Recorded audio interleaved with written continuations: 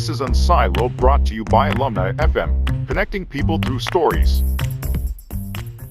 Welcome to Unsiloed. This is Greg LeBlanc, and I'm here with Lee McIntyre, who is a research fellow at the Center for Philosophy and History of Science at Boston University, also the author of a number of books.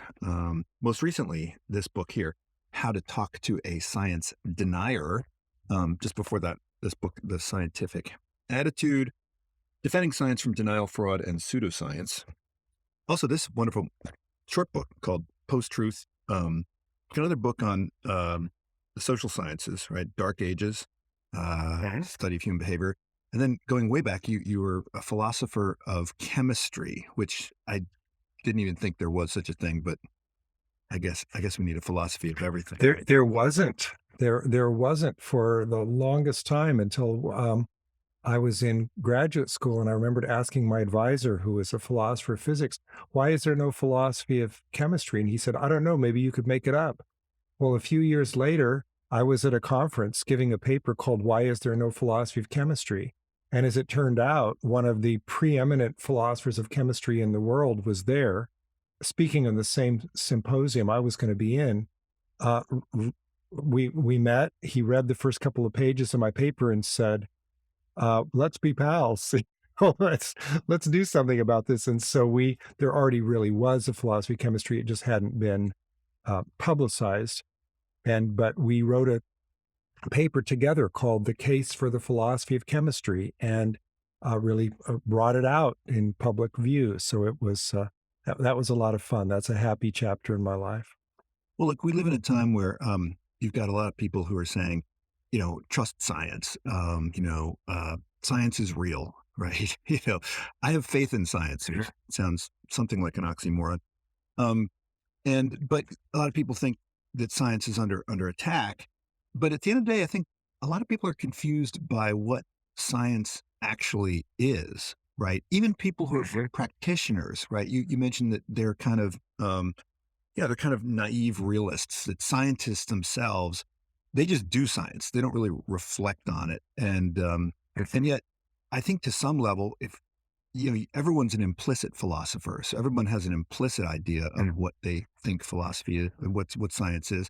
I know in my classes, business classes, we talk about the scientific method quite a lot, and we conflate this scientific method with science. Even when I'm sure you've talked about, startups, we talk about startups as labs testing hypotheses and using the scientific method to figure out whether or not their business model is going to succeed.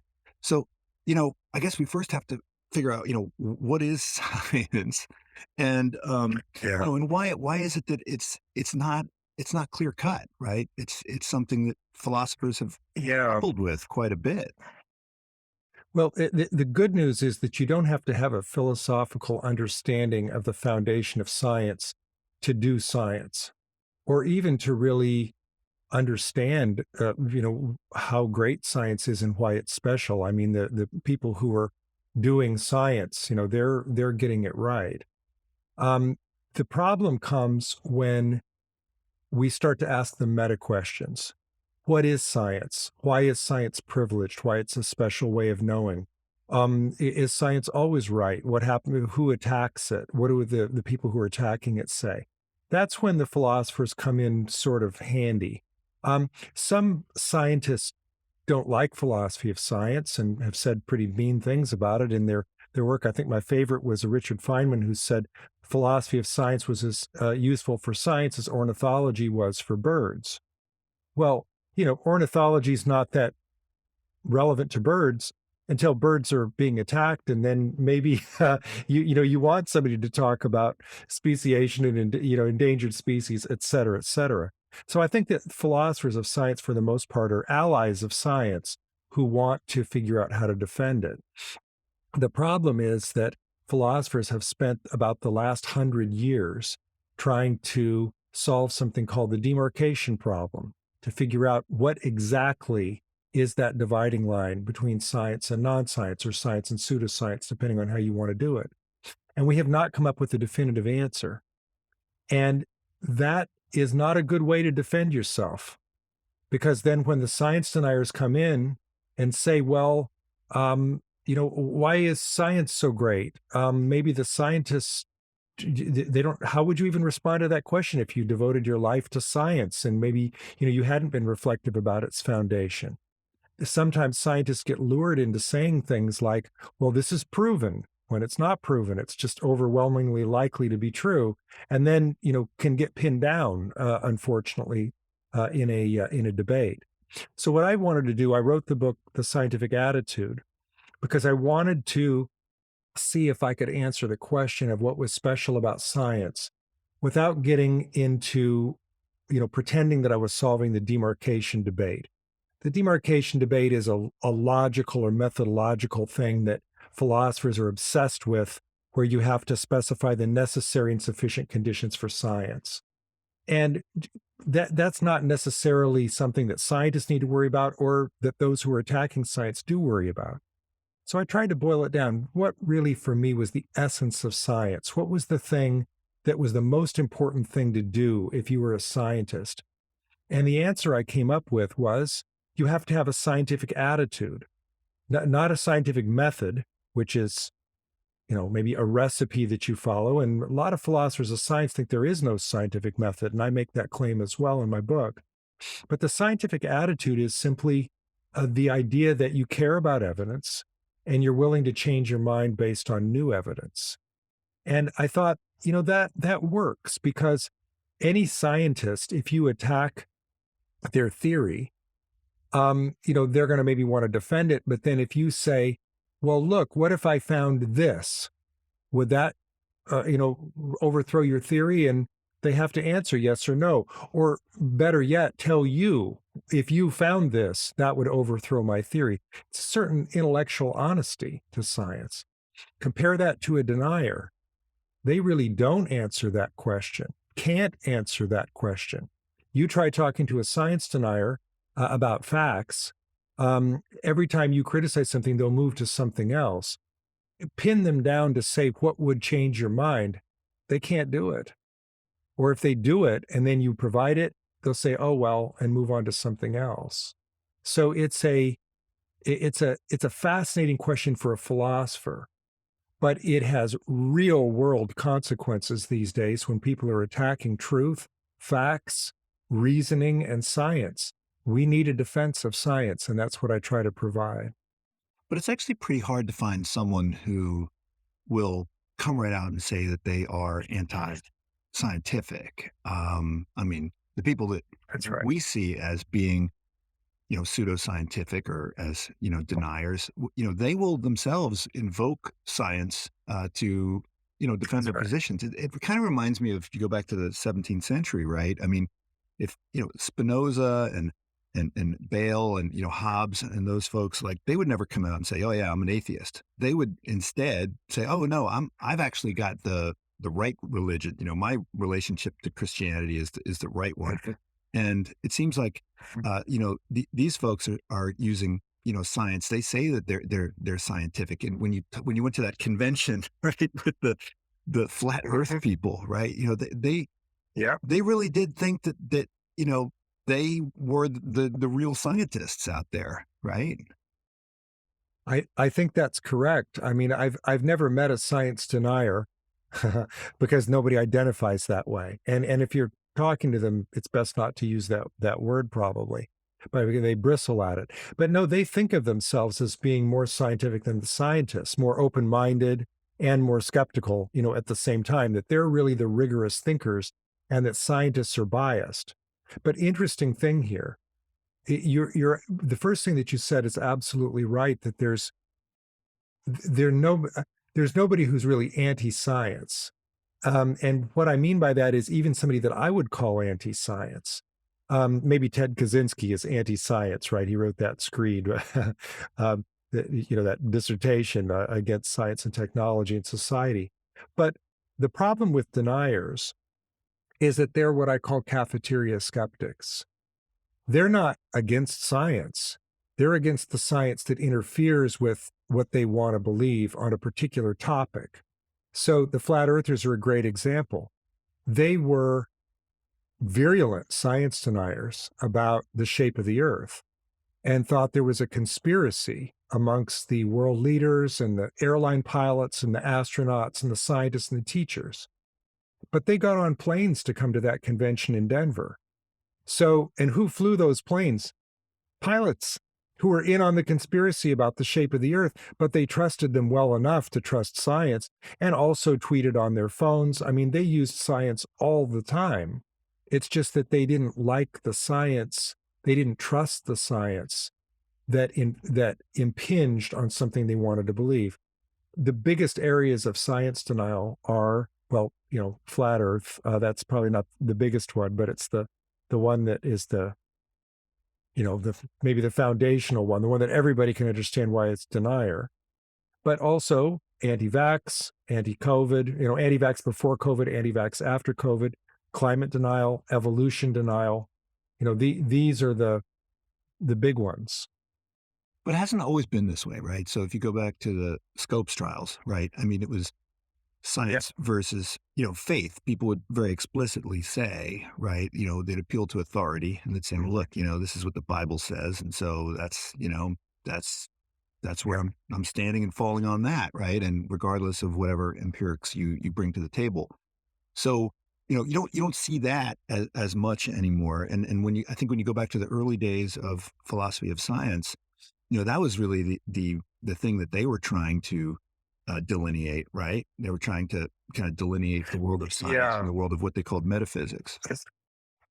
Astrology, certain types of psychology, the logical positivists worried about, the evolution by natural selection, worried about the religious pushback. Look, that still happens. And then, of course, back to Galileo, right? The ultimate clash between science and religion. I think about it this way. If you wanted to know the empirical reality, there's really no better method than science. But people have been curious about empirical reality for a long, long time before science was, even a blip in ancient Greece. And how did they do it? Well, maybe they used their senses, but that wasn't codified in any sort of methodological way, more than, I guess maybe it was in an informal way. But my point is, there are times when we want to believe something is true, but we haven't tested it, and our gut reaction just feels right. Sometimes that can be motivated by religion. Sometimes it can be motivated by politics. But whenever we have this instinct that we know better, the scientists have got to be wrong because we know better, that's when there's a clash. And that's what I'm against, by the way, whether it's religion or politics, whether it's politics right or left. And, you said that that isn't really the way it is now. It's just that it's morphed. You don't see so much religious pushback against science now. You see political pushback against science. That's what's happening now. But it's all ideology, right? That's what my earlier book, Dark Ages, was about. It was about, making the argument that political ideology was doing to social science what religious ideology had done to natural science in the Galilean era.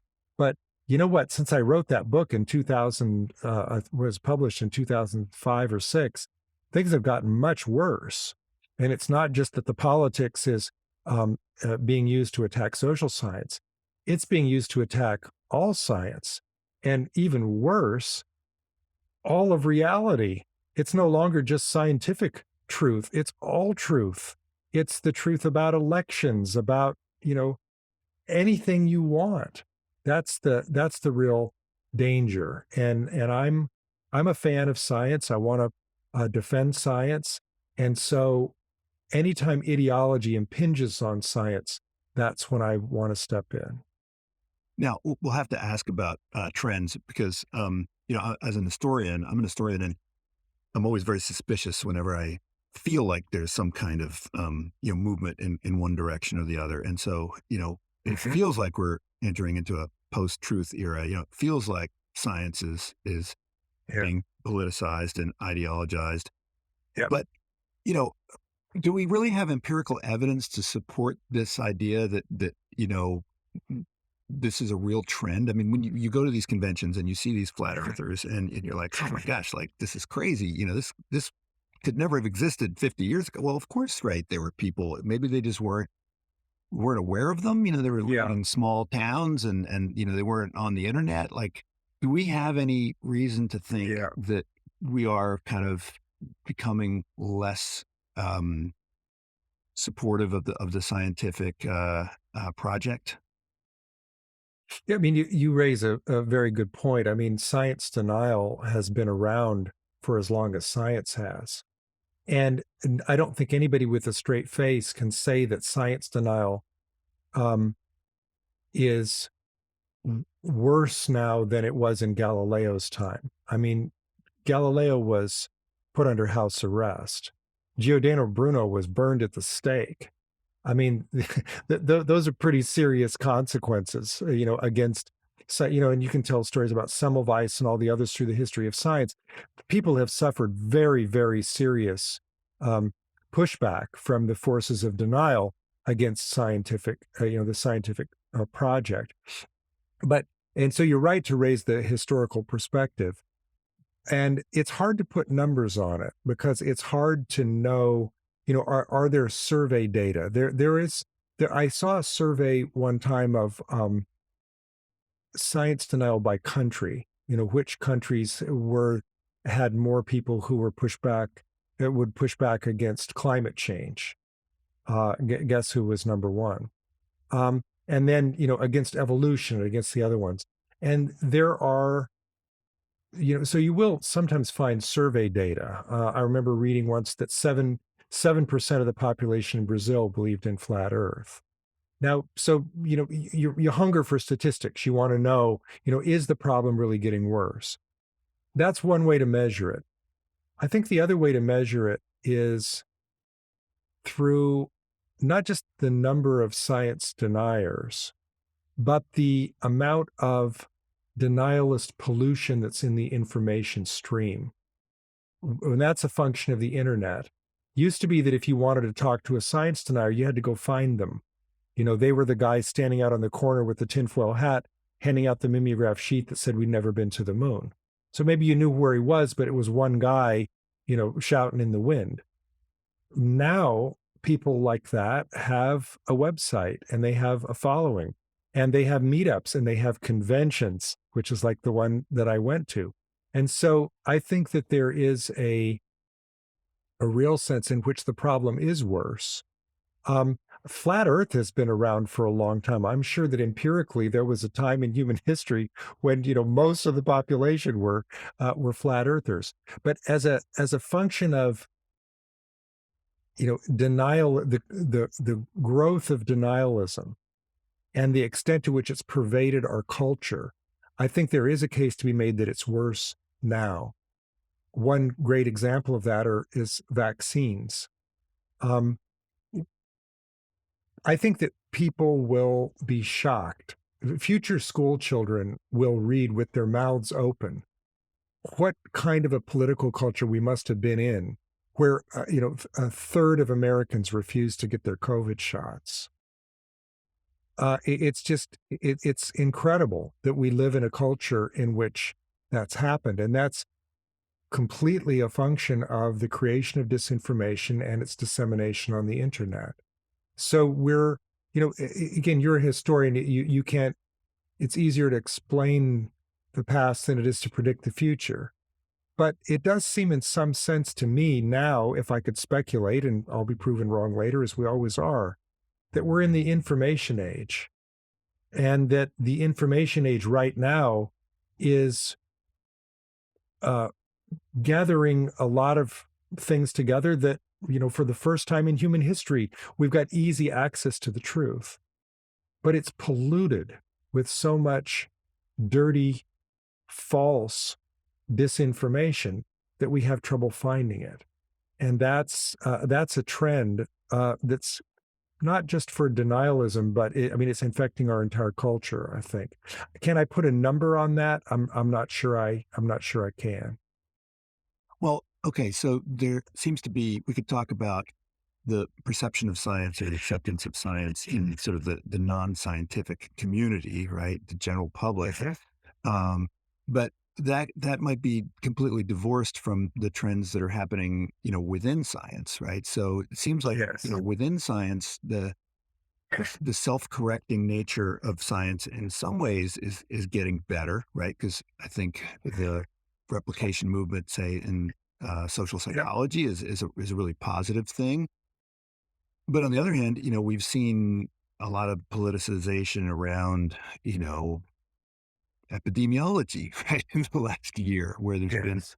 a lot of, um, a lot of people were thinking about kind of I don't know, the impact of what they're saying as being more important than the veracity of what they're saying. So, Yeah. do we think that there's do we have faith that the scientific community, at least internally, is moving in the right direction, even if it's kind of leaving the general public behind to some extent? Well, science is doing fine. Science communication is in crisis. And science communication is in crisis because, for one thing, we're asking scientists to do something they've never done before, which is share their results directly with the American public, who has now been conditioned in some cases not to trust them. If you go back to, when I was a boy in the 60s, to, the space race, I don't know if it's true that more people understood science then than do now, but they trusted science. And then when the media reported on science, it was in a positive way. But now, there's no monolithic media anymore. And you can't count on people to, even when scientists are speaking the truth in a way that's understandable, you can't count on that getting to people in an unadulterated, unfiltered way, because it depends on the media outlet they're hearing it through. Look, the problem with disinformation, which I think is the key to understanding science denial, is not just that it produces false information. It's that it polarizes us and demonizes the other side. It creates a us versus them dynamic around empirical issues, so that we literally fall into, different teams and hate the people on the other side. And that gives scientists an impossible task to do good science communication, because you can't, and I know this from my own research into science denial, facts do not convince people when they don't trust the person who's the messenger. And if the disinformation is not only giving people false facts, but telling them, don't trust the scientist to be your messenger on this, it's not going to get through. So, there are places that are working on this. There's the Alan Alda Center at Stony Brook. There's the Center for Public Engagement with Science at University of Cincinnati, which are trying to train scientists, how to do this. I wrote my book, How to Talk to a Science Denier, because I think they need some help. I think the rest of us need to grab an oar and start talking to the science deniers and pushing back a little bit, and not just wait for the scientists to rescue us. I want the scientists working on, a vaccine for the next variant. I don't want them having to worry about the infodemic. The rest of us can work on that too. And there's actually empirical data now showing that lay people can be just as effective as scientists in pushing back against science denial. There was a breakthrough study in Nature Human Behavior in the summer of 2019, which demonstrated empirically that using the right technique, lay people could convince science deniers. You didn't have to be a scientist to do it. Well, I think we all understand kind of the echo chambers, and certainly, there are certain aspects of media where, they're just trying to cater to people's confirmation bias. That's right. But do you think that do you think the mainstream media also is to blame to some degree? Because, even when you read the New York Times, it seems that, I was just reading about judicial confirmations, and, the front page of the New York Times, they don't seem to, they're very suspicious if, say, a judge claims to be interested in the law. They're sort of really interested in, well, what's the hidden agenda of this judge? And I think that there's also a hint that, scientists have hidden agendas, and scientists are, I mean, not in the science pages. In the science pages, it's science. Right. When you go to like the front page, there seems to be, Yeah. even that. And I don't know if that comes from, you're talking about postmodernism in the post-truth book, and there's left-wing postmodernism, but there's also right-wing postmodernism. Yeah. And these I think this is a set of beliefs that have, it's not out of the history of science, it's really coming out of the humanities, but it's sort of, Yeah. it is a philosophy of science that's Yeah. it's permeating kind of like Of knowledge. higher education, people Yeah. with high degrees of education is maybe before we get into that, we can flash back to Popper, because I was, when you said in the book that you corresponded with Popper when you were an I undergrad, did. and I thought, wow, Yeah.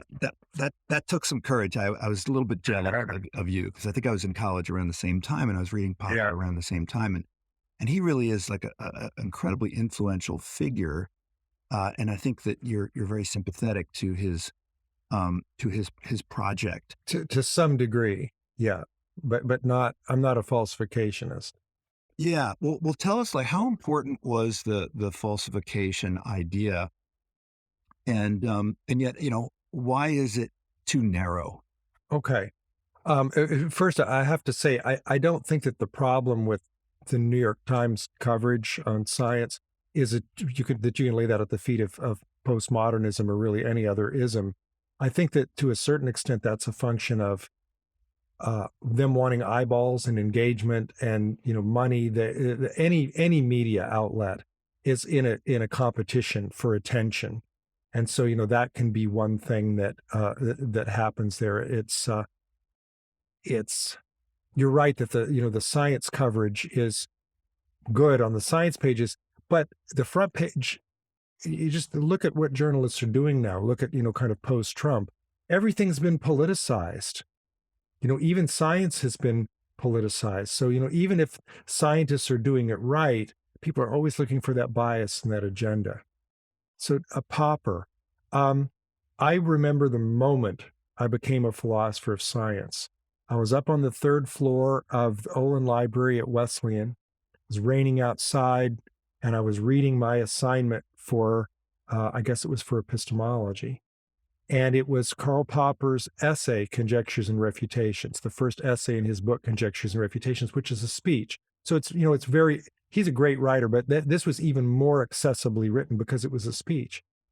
And I read this, and I thought, this is my project for life, because he's talking there about the demarcation problem. He's talking about what's special about science, how you can know what's special about science and separate it from things that are not science, like pseudoscience.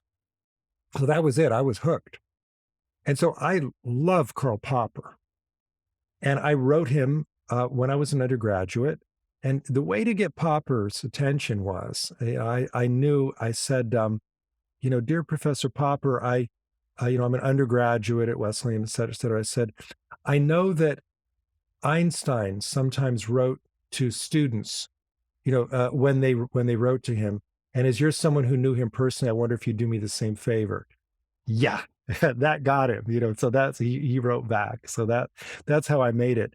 But what I wrote him about was something that I was criticizing his theory.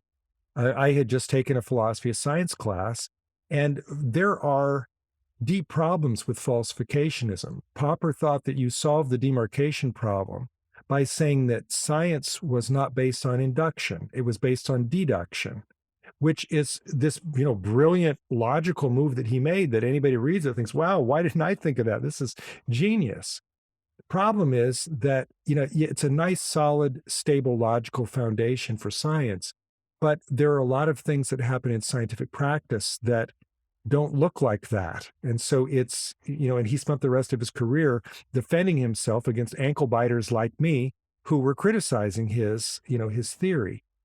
So the thing that I love about Popper is that he got absolutely right, I think, this idea that science has the critical attitude. He even used the word critical attitude, but then he logified that he made the critical attitude into falsificationism, which is basically the idea that science can never prove anything right, but it can prove things wrong, and that it's through understanding what's wrong that science makes progress, which again, it does to a certain extent, but he argued that all science is like that, that, if P then Q, not Q, therefore not P, that's how it worked in every case. And it just doesn't always work that way. He also said that positive instances should never count. Anytime you've got a theory that's got positive evidence in its favor, that doesn't count because it's inductive. Is that really the way that scientists work? So there were, he's a genius, but there were a lot of ways to criticize. And I took the piece of Popper that I thought was absolutely on par, which was the critical attitude. And that was my inspiration for the scientific attitude. I didn't make it up. Helen Longino, even back to Francis Bacon. There were other people who did this. Yes, the scientific virtues, exactly. So, I didn't invent this, but I pulled together these different threads to see if I could plug this hole, this wound in the philosophy of science, of being able to say what is special about science without trying to solve the logical problem, which is what Popper was doing, the logical problem of demarcation. Because to tell you the truth, I don't think that problem will ever be able to be solved. But it doesn't have to be solved. Because, if we can do something like think about the scientific attitude. So it's to weep in a way, because I read Popper and he was so close to that idea of the scientific attitude, but he took it in a logical way. But to this day, in the next room, I have that handwritten letter from Popper framed on my wall because it was, like I said, that was when I became a philosopher of science. So, I want to dig into that a bit because on the one hand, it seems too limiting, right? Because it leaves out social sciences to some degree, and That's right. and it also And evolutionary biology, maybe. geology, right? These other things. Yeah.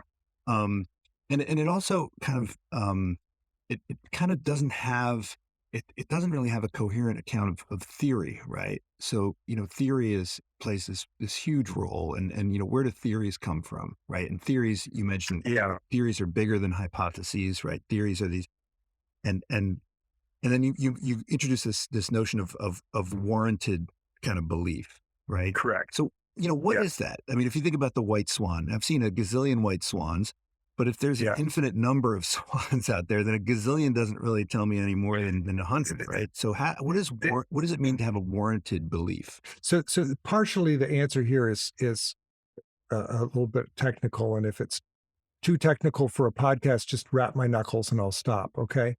But the problem that Popper and everybody else has been trying to solve in philosophy of science for the last couple hundred years is the problem from Hume, the problem of induction. Anytime you get knowledge about empirical reality and it all looks like it's going one way, then you see that pattern and you go, hey, terrific. That must be the way the whole world is. What hubris. You haven't seen the rest of the world. How do you know? Every swan you've ever seen has been white. And then one day you go to Australia and you see a black swan. And guess what? That blows up your theory. That one counterexample blows up your theory that all swans are white. So then you have to move on and enlarge your theory, make a different theory. Now, Kuhn, the other giant of philosophy of science, felt that, what happened he had a great account of theory, that what happened with scientific theory is that anomalies built up, and over time, one theory was radically replaced by another. And Kuhn and Popper knew one another, and they had this debate over theory, basically their whole life. I think that warrant is important. And again, I didn't, invent this idea of warrant, but I think that warrant is important for the following reason. We are never going to be able to solve the problem of induction. We are never going to be able to solve the problem of demarcation, because what they're asking us to do is to have it be like geometry. And that's just not the way inductive knowledge works. So if you buy the idea Popper didn't consider geometry science, right? I mean, or it was, Yeah, I right? guess his model was deductive logic. So he was trying to found science on deductive logic. But the problem is that the way scientists work, you really do want positive instances to be able to count. But then what do you do about this problem of induction? Because how many positive instances do you need? And well, the more the better. But in an infinite universe, I don't care how many you have, it's indefinably small compared to infinity. And this is the real problem of induction. This is the moment when the students go, oh no. Because the problem of induction doesn't just undermine certainty, it undermines probability as well. And you very famously get very quickly to the result that you can't be more certain that the sun is going to come up tomorrow than that it's not. You don't understand causation. You don't understand how a 3-log fire leads to a 1-log fire. You don't understand if you're the same person from moment to moment. There's no connection. There's no. Hume very famously undermined this idea of a necessary connection, that there was none, and that's a real blow to science. If you think of, if science is based on induction, because I mean, just philosophers are such pain in the ass, right? Look at Descartes. I could be dreaming. It could be an evil genius. Hume with his problem of induction. I mean, in some ways, science has to start after you put those philosophical worries to the side and say, I'm sorry, I'm going to trust my senses. And when my senses give me better and better information, I'm going to think that that theory is more likely to be true. Now, here's the kicker with Warren. It may not be true. And you have to always keep that in mind. So what I defend in my book is I call the pragmatic vindication of warranted belief, which is the idea that you can't have certainty. All you can have is warrant. All you can have is better and better evidence. And I maintain that the more evidence you have, the more justified you are. Does that mean that your belief is more likely to be true? We'll talk about that another time. But it does mean that no matter how cocky you get about thinking that your theory is great, you always have to remember, this is called fallibilism, it could be wrong. Look, Newton was replaced by Einstein. Ptolemy was replaced by Copernicus. Huge revolutions happen. Someday there will be another revolution in physics. Right now they've got the relativity and the quantum people, this clash between them. Someday there will be another revolution in physics that will resolve that clash. This is how science works.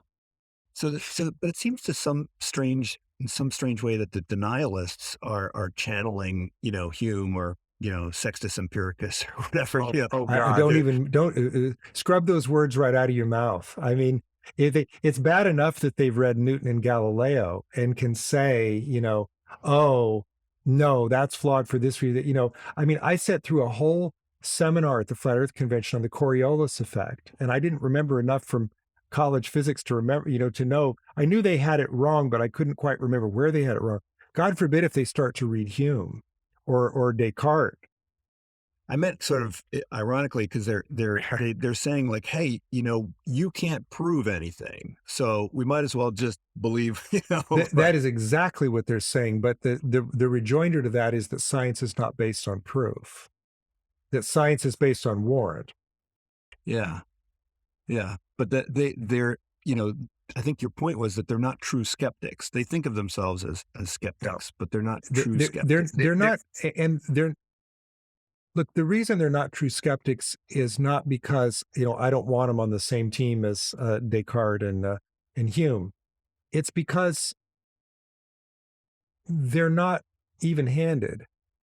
They're only skeptical about the things that they don't want to believe. They're gullible as hell about the things they do want to believe.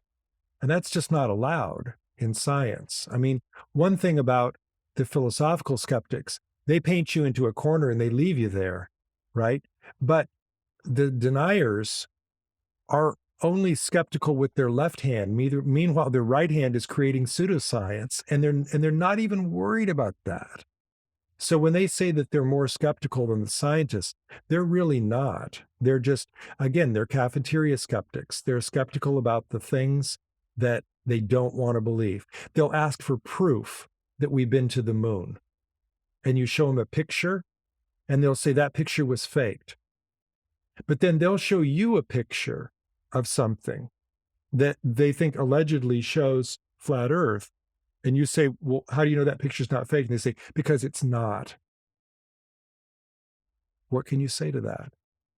Well, so in terms of warrant, the scientific attitude is one where you are actively pursuing disconfirmatory evidence, right? And so it's not simply the quantity of confirmatory evidence that you have, but it's the process by which you went about accumulating that quantity, right? That's right, because you're constantly testing, and this, this is a Popperian notion, right?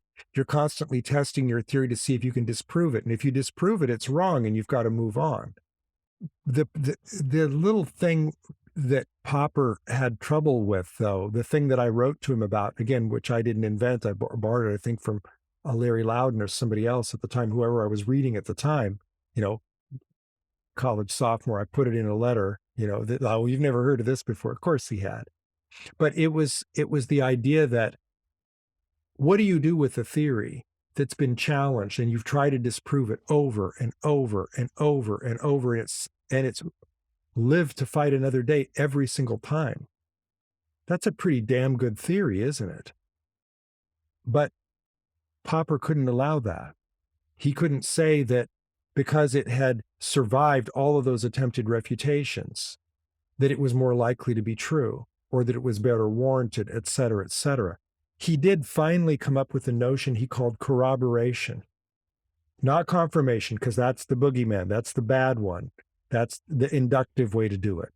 But he came up with an account called corroboration, which basically, logically, is just like confirmation. And this is the problem that he was never really able to solve. But what a fascinating history. I mean, I don't know what your area of history is, but to me, the history of science is just bedtime story reading. I mean, I love it. I used to tell my kids, stories from the history of science.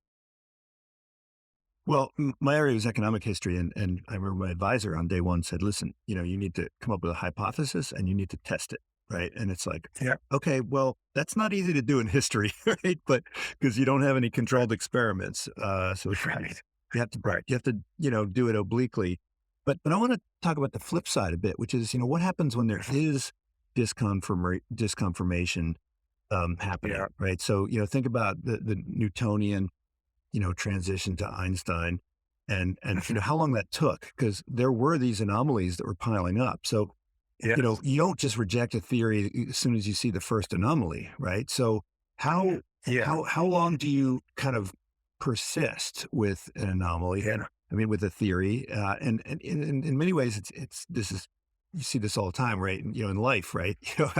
If you're married, Yeah. like how long do you stay married? If you start getting bad, evidences of bad marriage or something, like at what point? And you mentioned things like elegance, and how are we tempted to confuse our assessment of a theory's elegance with the extent to which kind of we want it to be true? What's the difference between wishful thinking and the aesthetic appreciation of a theory? It's a great question, because what you've said there anticipates the move that Thomas Kuhn made, of arguing that we don't. Of course, and he's also a historian of science. We do not just move from one theory to another at the first refuted experiment. It takes a long time. So Kuhn made the argument in his book, Structure of Scientific Revolutions, that anomalies build up, things that we can't explain. But until we have a better theory that explains everything the old theory explained, plus the new stuff that the old theory couldn't explain, we don't move. And sometimes that can take hundreds of years. So there's another problem for Karl Popper, isn't there? Because Popper made it sound like the second you have a refutation, you just give up. Give up that old theory. Well, what do? You don't jump from a bad theory, into the Marianas Trench. You jump from a bad theory to a better one, and which is what, Kuhn argued. But what do you do when you're in that interim period and you've got two theories, and then sometimes this horrible thing happens where you've got two theories which are deeply incompatible with one another. I mean, they cannot both be right, but they both have empirical evidence in their favor. Um, where where's How do you choose between them? They're empirically equivalent. They make predictions, and the predictions are fulfilled. They can't be refuted. They maybe got the same amount of anomalies, but they're different anomalies. Um, this is where Kuhn talks about, in some sense, people have accused him of making this irrational, this process of theory choice. Aesthetics, fruitfulness. Which theory is simpler? Which theory will lead to a more fruitful hypothesis where we can continue to do science and come up with better predictions? Which theory is more beautiful? Those considerations come into play for scientists. And so science is not completely rational, Kuhn says. Now, people took that too far, Feyerabend, other philosophers of science, and it drove Kuhn insane because, he was a friend of science and wanted to defend science. And I had a personal encounter with Kuhn. I went to a seminar that he was giving at MIT, and I asked him, again, I was a young guy, I was in grad school, I think. And I asked him how it was that he wrote his book, Structure Scientific Revolutions, about the natural sciences, but that so many of his fans came from the social sciences, which is a kind of a loaded question, right? Because what's the evidence for one economic theory versus another? Do they use aesthetics, fruitfulness? And he kind of laughed and he said, I think I finally gave the social sciences a target they could hit. And the room just, broke up into laughter, because that's actually a pretty good answer. But, just think about, I don't understand enough physics. I love physics. I love astronomy. I don't understand enough about it. But what I do understand is that right now, quantum mechanics and relativity cannot both be true, but they both have empirical evidence in their favor, to the point where you can't say, and they don't explain the same things completely. And this is what string theory is all about, this idea that how can you reconcile these two theories? Physics is in something of a crisis, which is a stage in theory growth, according to Kuhn. And when the anomalies build up, there will be a clash and this will get solved somehow, but we're kind of in the middle of it now. I hope I live long enough to see how it turns out. I wasn't tempted to go into physics and, devote my life to doing that. But I really want to know how this comes out, because I love the history of science so much. And it's just kind of the story of our time in science, I think. Well, I mean, it's fascinating, the process by which one theory kind of replaces another. And I guess the pessimistic view is that it happens over the bodies of the, dead scientists. Yeah, that's what Kuhn said. The old guys die. Right. And I'm a little bit I'm a little bit more optimistic. And so that takes us a little bit to your book on persuasion, and I'm wondering if there's a continuum here. I mean, you're talking about trying to persuade the science deniers, and I'm wondering to what extent are the same tools useful when you're dealing with a science denier, as opposed to trying to convince your fellow scientists to change their Oh. and well, this is not a natural science, but I remember in George Stigler's memoir, he's an economist at Chicago, and he described when Ronald Coase came and spoke to the famous econ workshop, I think in the 1950s, and he presented his paper. And at the beginning, every single economist in the room said that his theory was wrong. And then at the end of the seminar, they all said it was right. And I just remember reading that and thinking how beautiful that was. But also the reason why I think it's beautiful is because it's kind of rare, right? How did he do it, though? Did he do it with the evidence, or did he do it with his gorgeous rhetoric? Well, it was, it's again it's economics. It was all theory, right? It was Okay. there are a couple examples, but it was really just a theoretical thing. But I mean, Scientists sometimes resist a good scientific theory.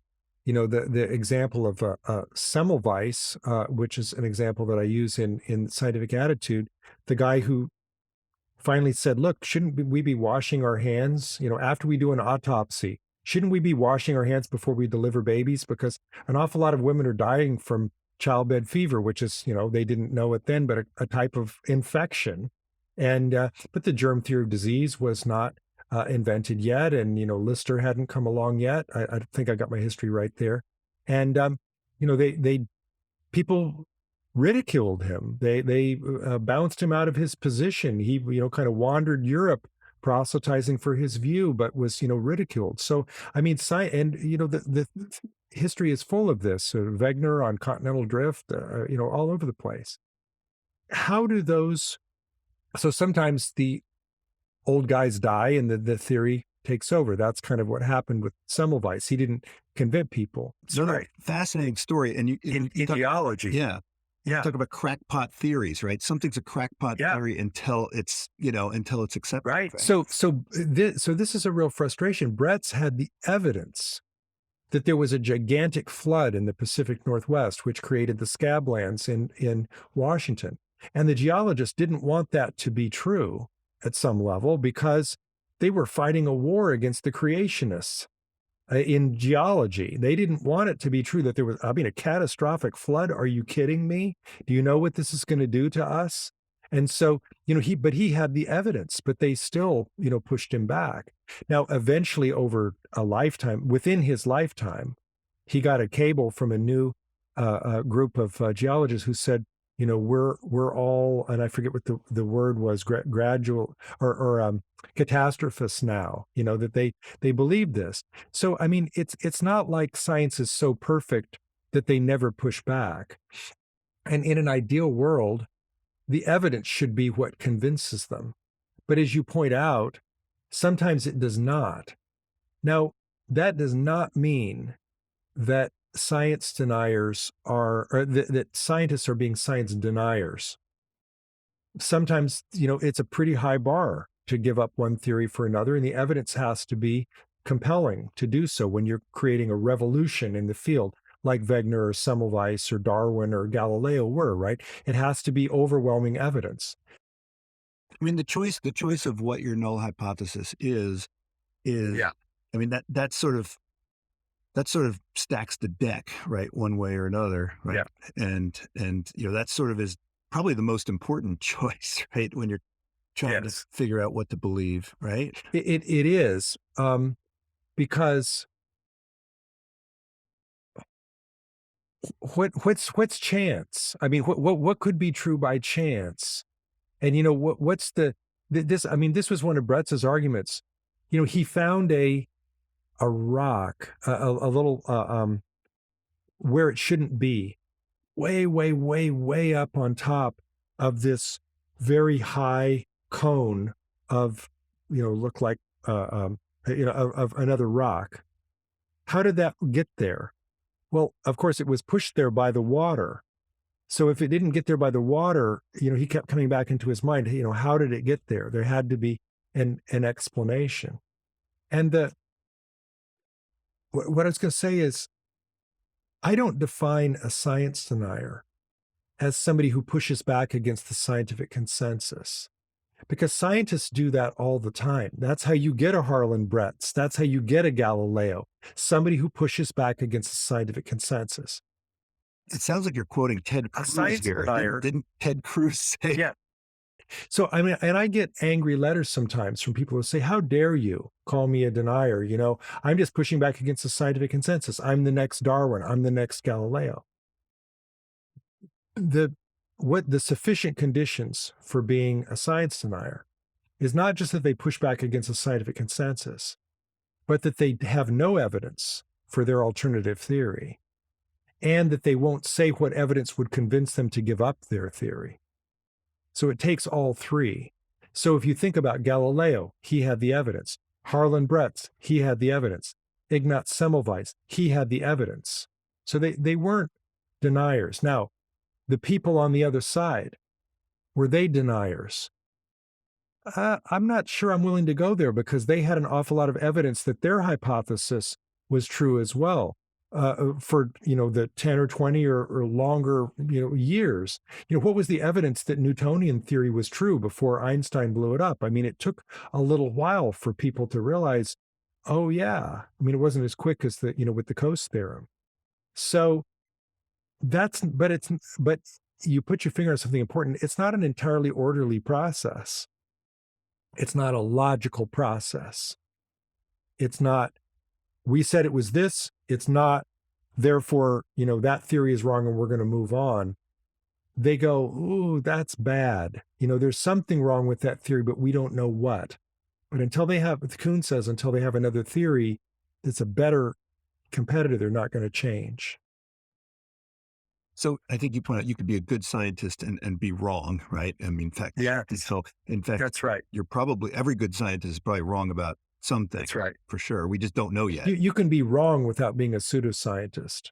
The problem with pseudoscientists is not that they're wrong, it's that they're pseudoscientists. They're not doing it they're not even wrong, right? They're doing it in the wrong way.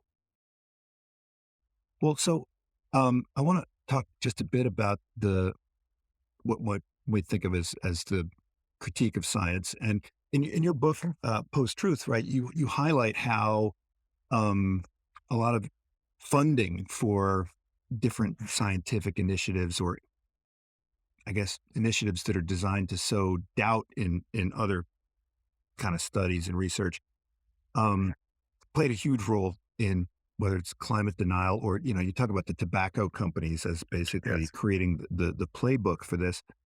And it seems that, when we look at, say, research around opiates, I mean, the conventional wisdom 20 years ago was that, oh yeah, opiates are not addictive, right?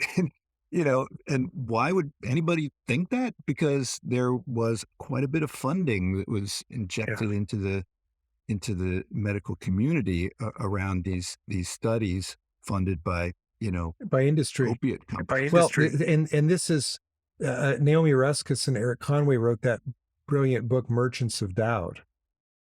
You don't need to prove that opiates are not addictive. You don't need to prove that smoking doesn't cause lung cancer. All you need to do is create some doubt, because doubt gives you, so it's not a settled scientific question. We're still studying it, because doubt gives you delay, and delay gives you an opportunity to continue to sell your product. So the profit motive is behind a good deal of science now. Look at climate change. The fossil fuel companies knew about climate change in the 70s. How do we know that? Because the memos have leaked showing that ExxonMobil had a plan to drill in the Arctic once the polar ice cap had receded. Now, so talk about cynical. They knew at the same time that they were giving money to private foundations and quote unquote think tanks to try to create doubt, to try to make it sound like, well, this isn't really a settled scientific question. The definitive experiment hasn't been done yet.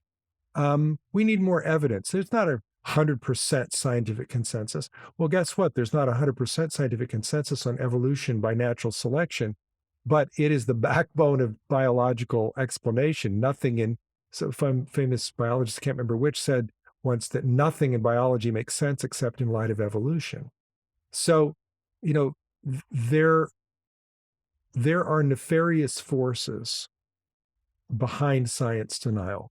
It's not an accident. It's a lie. It's not always a financial incentive. Sometimes it can be ideological or political. But people lie about empirical reality because it serves their interests. And they pump that out on the internet, and people see it and they believe it. And that makes science denial just 10 times worse.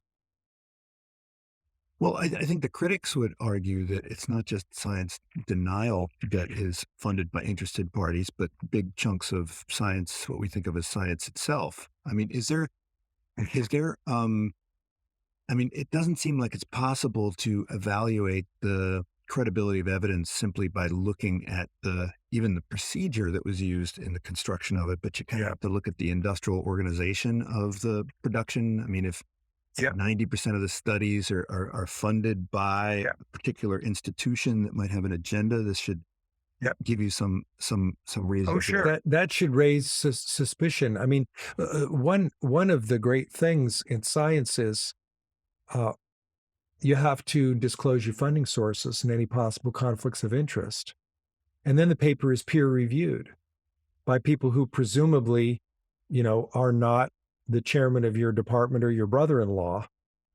So they have no reason to be nice to you or your hypothesis. They can go through and really evaluate it. I mean, science is not perfect, but it has got safeguards that try to keep us from just giving over to saying what our funders want us to say, or putting forward the theory that we want to be true because we have a financial stake in it or something like that.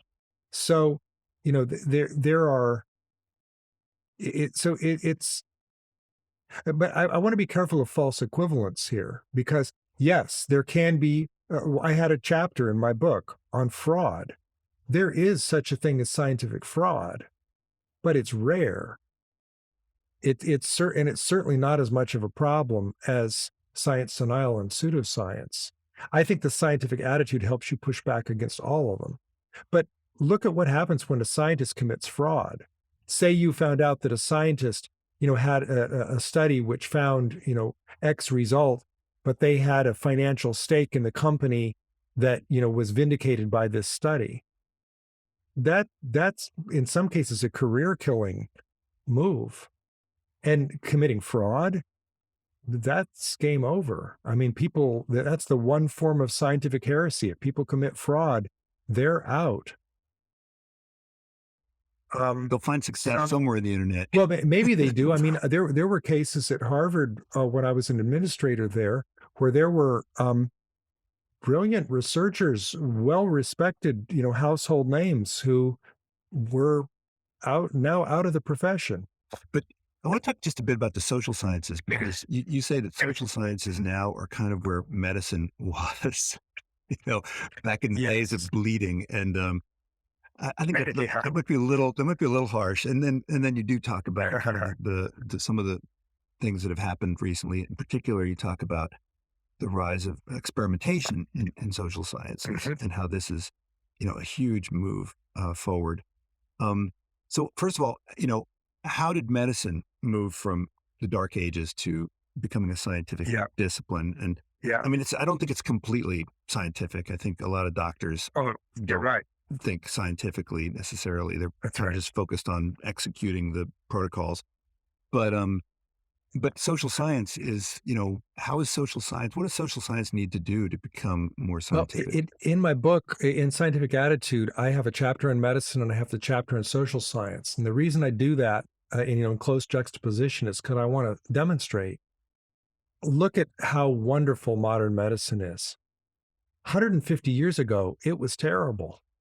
150 years ago, I mean, even if you can point to people like Pasteur and, the others, the scientists of medicine were doing great bench work, that had not filtered out into practice. I mean, there were, people were engaging in barbaric medical practices, from Galen way back, but all the way forward. I mean, when President Garfield was shot, was, assassinated, he didn't die right away. It took him a month to die. And his assassin's defense at trial was that he didn't die from the bullet. He died from his doctors probing the wound with their dirty fingers. And this was the president. So the point is that medicine was a mess 150 years ago. And through a series, and it's a long, complicated, interesting story. of how it came out of this. But the bottom line is that they began to embrace the scientific attitude. They had to want to become a science. They had to care about whether their hypotheses were tested, whether, each doctor could just say, well, I've had good luck with this, but not care what anybody else did.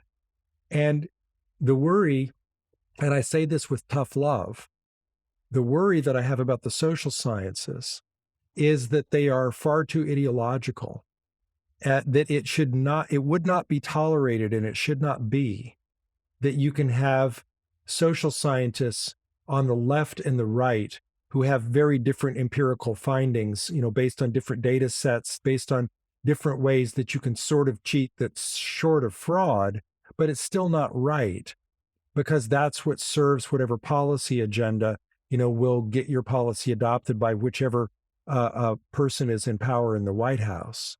I think that people will look back.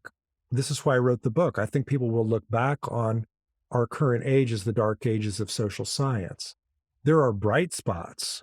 I think that behavioral economics is wonderful, because behavioral economics is where economics, now I'm stepping probably all over your toes here, but behavioral economics is when economics started to care about experimentation. They didn't just say, well, assume perfect information, or assume a frictionless transaction, because, by the way, this is what we need to make the neoclassical model work. And if we don't have that, we've got nothing. Behavioral economics is when they figured out, they started to care about all of these real world problems. And I think that's the road that medicine was on. That's a much longer story in the book. If folks are interested, the book's now out in paperback, pretty cheap copy. They can get it. It's even out on audiobook or other formats. So I tell that story, but I always feel badly because I love the social sciences. I started out in the philosophy of social science. My dissertation was on why there was no fundamental barrier in the way of having laws of human behavior, why you could basically have a science of human behavior, but, for these problems. So I really want the social sciences to be better, because it shouldn't be that in the 21st century, politicians can stand up and say, well, if we crack down on guns, that's not going to have any effect. If we pass a universal background check, that's not going to stop school shootings. Has that been studied empirically? Do they have the data for that? Or I remember Mitt Romney one time when he was governor of Massachusetts said, well, of course the death penalty deters crime. Any child knows that. Well, I'm sorry, Mitt, but the experimental literature, the empirical literature tends to show that you're wrong. But, this is when politicians can stand up and just kind of make up the facts. And worse than that, find some social scientist somewhere where they can cherry pick off, if I want to show that immigrants are good for the economy, I know which social scientists I can go to for that study. If I want to show that they're bad for the economy, well, there's a think tank that kind of specializes in that. You don't find that in physics. They don't shop for the data. NASA doesn't go around shopping for the right physicists to give them the equation so that they know whether it's the right time to launch. It's not supposed to work that way. So it is tough love. I'm very hard on the social sciences in scientific attitude and really throughout my work. And I once in my career had the privilege of being the executive director of a think tank that had some of the finest quantitative social scientists in the world. And I got to see up close, how good social science was performed.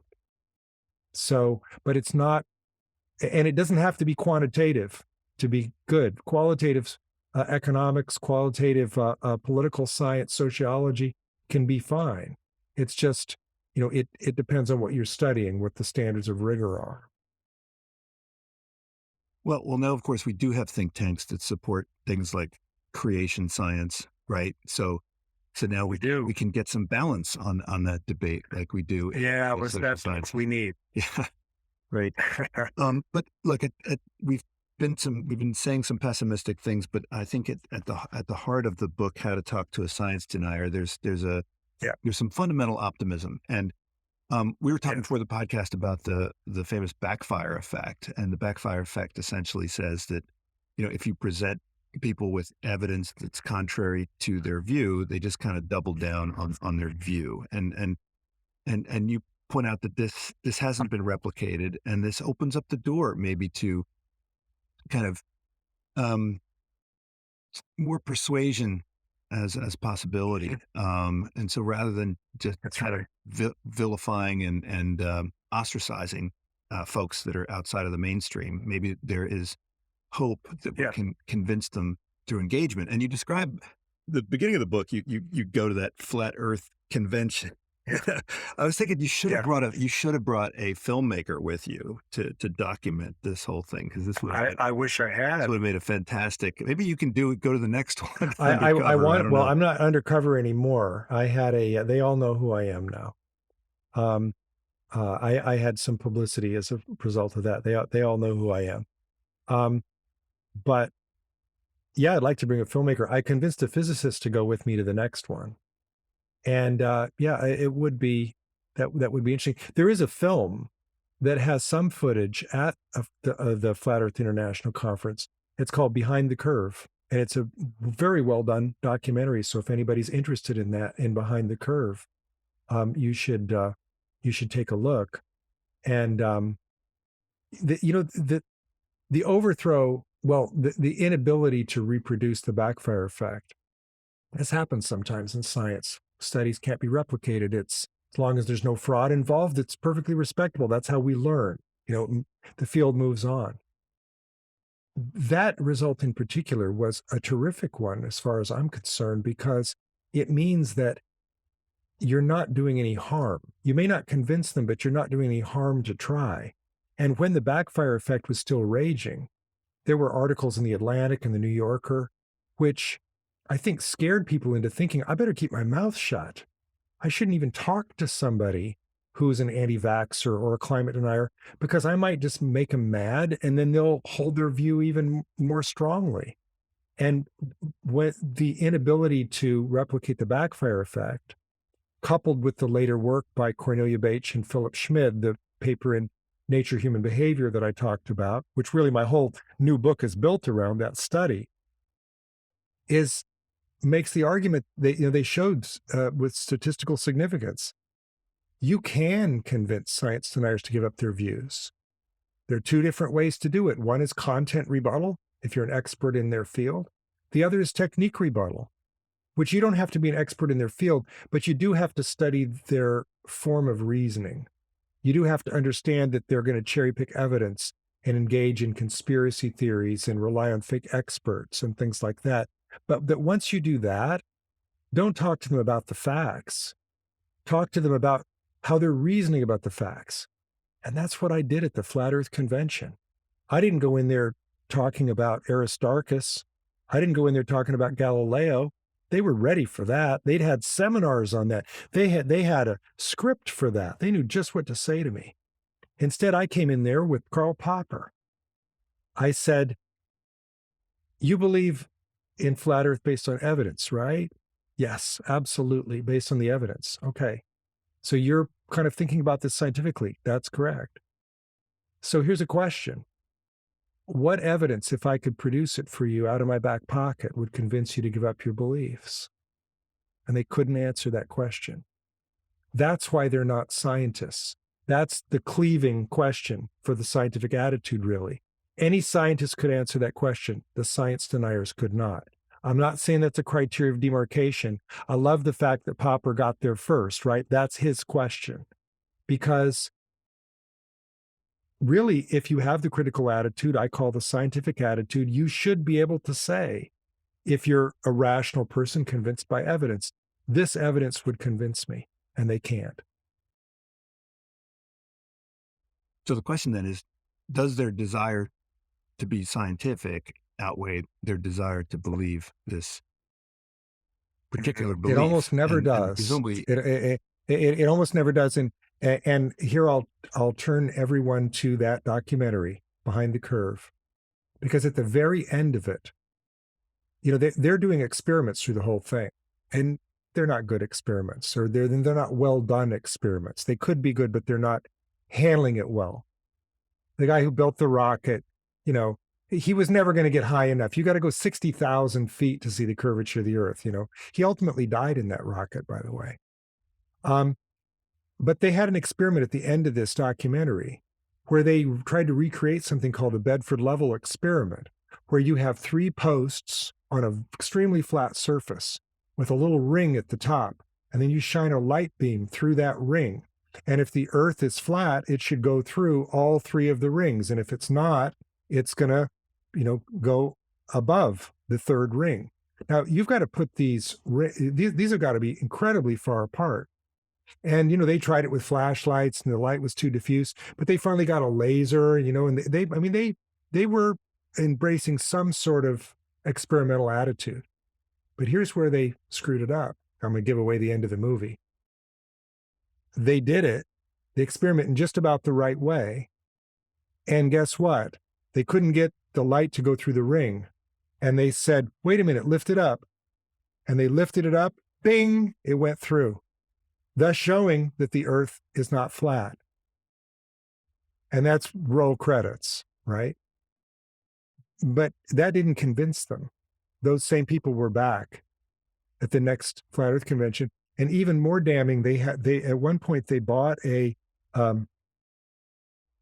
gyroscope, not the kind of gyroscope you play with as a kid, but the one that can measure drift in the. It's a complicated physics question, but it will measure whether we're moving or not. And they set this gyroscope up, and it showed 15 degrees of drift, just as is actually true that scientists can show. And they kept saying, well, there must be something wrong with this. There must be something, we must be doing the experiment wrong. And then at the end of it, a hot mic caught them at a convention saying, don't tell anybody about that experiment. If that came out, it would be terrible. Nope, that's not science. So what's the secret then? Dan Kahan says you have to basically find someone that they trust and that they identify with. Yes, he's right. And then when that person, if Clint Eastwood comes out in favor of gun control, then that's when, that's going to do more than any statistics or study or evidence. So how do you earn trust? And then it's better to start with trust. It's better if somebody already trusts you. If they don't, you can build trust. You build trust by showing up in person, face to face, and behaving yourself. You build trust by calm, listening, patience, showing respect for the person, if not for their views. That's what I tried to do at the Flat Earth Convention. I didn't yell at anybody. I didn't tell anybody they were stupid. They get abused all the time. I treated them respectfully. They treated me respectfully. I listened to them and listened and listened. They listened to me. I didn't get anybody to tear off their lanyard and say what a fool I was. I think that was an unrealistic expectation. Did I get them to listen? I think I did. So, and what Bache and Schmidt have shown is that sometimes that results in people giving up their views. Now, it doesn't always happen on the spot. You have to circle back. I made a big mistake at the Flat Earth Convention. I left at the end of 2 days, and I didn't keep up with anybody. Rather than going home and writing about it for Newsweek, I should have taken a whole sheaf of email addresses and phone numbers and kept up with them. I might have convinced somebody. But I went back to my bubble. Well, Lee, thanks so much for joining me. The latest book, again, is How to Talk to a Science Denier. We could have just talked about post-truth all day. I mean, that's such a relevant topic, even though this is, I think, now 5 years old, this book. It keeps, it keeps being made relevant by all the shenanigans in Washington.